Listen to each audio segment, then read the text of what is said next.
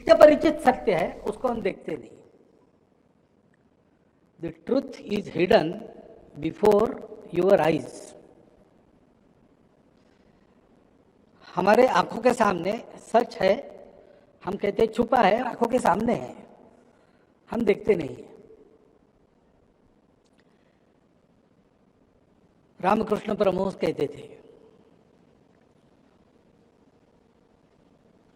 कि मैं कौन हूं मुझे देखना है, तो मैं तो हूं, मैं है, लेकिन ये मैं कौन है इसके बारे में हम भ्रम में पड़ते हैं। एक कच्चा मैं होता है, एक पक्का मैं होता है। हम जिस चेतना के अंश मात्र है, परमात्मा के अंश है, वो और मैं एक रूप हूं, वो हमारा पक्का अहंकार है। वो है इसलिए हम है, वही है मेरे रूप में, अपने आप को अपनी ही इच्छा से सीमित बनाकर मैं हूं, ये पक्का अहंकार है। और वो जो सीमा है वो मैं हूं, ये कच्चा अहंकार है। सत्य और मनुष्य की दृष्टि, इसके बीच में ये जो कच्चा अहंकार है वो पर्दा बनकर रहता है, और हम हमेशा अपना विचार करते हैं, तब उसी को लेके चलते हैं। देह है, मन है, बुद्धि है, चित्त है, उसको लेके जो अहंकार पैदा होता है, बचपन से एकदम जन्म के समय बोध रहता है कि नहीं पता नहीं, उसकी स्मृति मुझे भी नहीं है, लेकिन अपनी भूख समझ में आती है, अपना दुख समझ में आता है, अपना आनंद समझ में आता है, तो देह भावना समझ में आती है, और बाद में दुनिया उसको और पक्का करती है। दुनिया उसको एक नाम दे देती है, एक रूप धीरे धीरे आकार में आता है। मिलकर मैं हूं ऐसा मैं समझकर चलता हूं, लेकिन ये तो कुछ दिन चलेंगे, उसके बाद नहीं होंगे, इसलिए इसको मिथ्या कहते हैं। मिथ्या यानी असत्य नहीं है, रिलेटिव ट्रुथ है, उसमें से जाना है, और जब तक उसमें से जाना है तब वो भी एक सत्य है, परंतु उसकी सत्ता मर्यादित है। उसके होने के पहले, उसके होने के बाद भी, और वो है तब भी, वास्तविकता यह है कि मैं उस चेतना का अंश हूं। इसको हम नहीं देखते, इसलिए गीत में ऐसा कहा, अपने ही निर्मित माया भंवर में फंसा भूल कर आप से आप ही है, क्यों रो रहा दास्य की बंधनों में, अरे वीर उठ दास तू तो नहीं है। वास्तव में भारतवर्ष में ये भाषण देने की आवश्यकता नहीं है, ये हमारी सनातन परंपरा है, लेकिन गत 2000 वर्षों में विश्व जिस प्रभाव से चला वो इस प्रभाव में चला है, अहंकार के प्रभाव में चला है, वो इस प्रभाव में चला है, अहंकार के प्रभाव में चला है,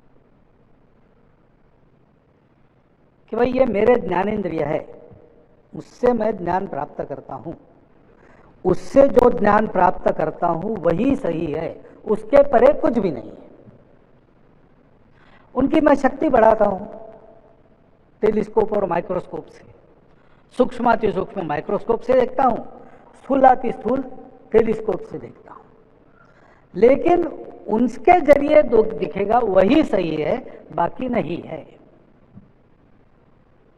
तो परमात्मा, ईश्वर, भगवान है ऐसा आप कहते हो, हमारे टेस्ट ट्यूब में लाके दिखाओ। इस प्रतिज्ञा के साथ मानव चला 2000 साल पहले से, या कहिए कि 500 साल के बाद, 500 साल पहले से विज्ञान का आविर्भाव हुआ था। इस प्रकार सोचने का कुछ कारण था, परिस्थिति जन्य, और इस प्रकार सोचने से कई दुखों से मुक्ति मिली, ये भी बात सही है, परंतु यही सब कुछ नहीं है।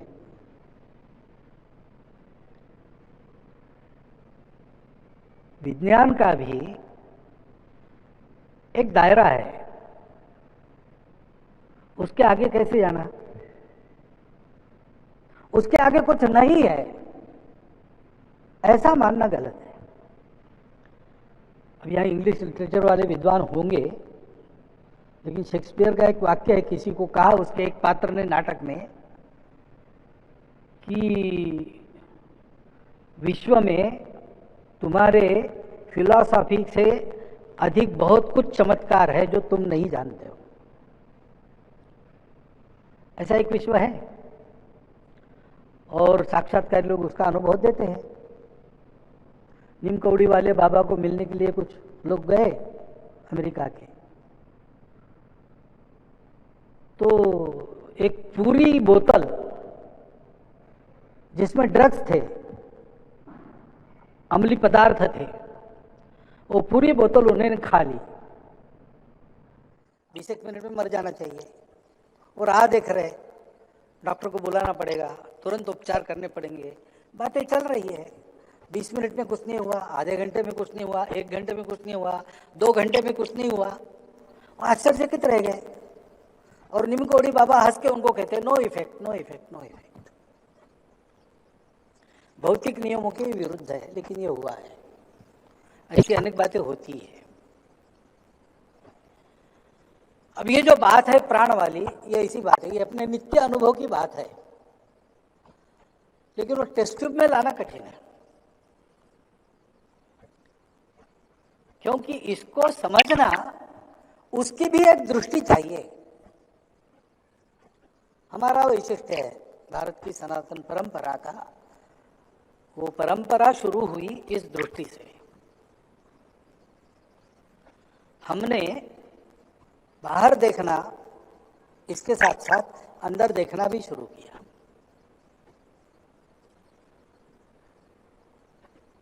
और हमने अंदर बिल्कुल तह तक जाकर जीवन के सत्य को पा लिया। तब हमारे ध्यान में आई ये बात, अब इसका और विज्ञान का विरोध होने का कोई कारण नहीं है, क्योंकि विज्ञान की पद्धति है जानो तब मानो, यही पद्धति है। अहंकार की बात छोड़ दी, लेकिन परीक्षा करो, वो सही है। मुझे जो अनुभव आता है वो सबको आता है, और इस अनुभव को उसका शास्त्र जानने के बाद मैं रेप्लिकेट कर सकता हूं, तब मैं उसको सत्य मानता हूं। ये वैज्ञानिक प्रवृत्ति है। अध्यात्म में यही प्रवृत्ति है। साधन अलग है, ज्ञानेन्द्रिय पंचेंद्रिय ये साधन नहीं है, उपकरण ये साधन नहीं है, साधन मन है। 1971 में रीडर्स डाइजेस्ट ने कॉमेमोरेटिव वॉल्यूम निकाला, 75 साल उनके पूरे हुए, तो अच्छे अच्छे आर्टिकल जो प्रसिद्ध हुए उसका एक संग्रह। उस समय पोस्ट ग्रेजुएशन में था, लाइब्रेरी में पढ़ा मैंने। उसमें एक लेख था द स्टारी यूनिवर्स। अब किसने लिखा मुझे याद नहीं है, लेकिन वो एक प्रसिद्ध फिजिसिस्ट थे अमेरिका के। उन्होंने ये कहा कि बड़ी सी बड़ी बातें हमने देख ली विज्ञान के सहारे, लेकिन अब वो इतना प्रचंड अंतर है, लाखों प्रकाश वर्ष। तो एक तो हम देखते हैं वो बात कुछ लाख प्रकाश वर्ष पहले की है, अभी आज क्या है वो नहीं दिखता है, वो उतने लाख प्रकाश वर्षों के बाद हम देख पाएंगे। और इतनी लंबी दूरी तक हमारे भौतिक शास्त्र के नियम विश्व में नहीं चलते। प्रकाश सरल रेखा में जाता है, ठीक है, पृथ्वी में ठीक है, अपनी आकाशगंगा में भी एक बार ठीक होगा, लेकिन कुछ लाख प्रकाश वर्ष आकाशगंगा को लांघकर दूसरी में जाएंगे, तो हो सकता है कि वो प्रकाश मुड़कर पीछे आए, तो मेरे पीछे जो है वो मुझे मेरे सामने दिखे। और इसलिए विज्ञान के जानने को मर्यादा आ गई।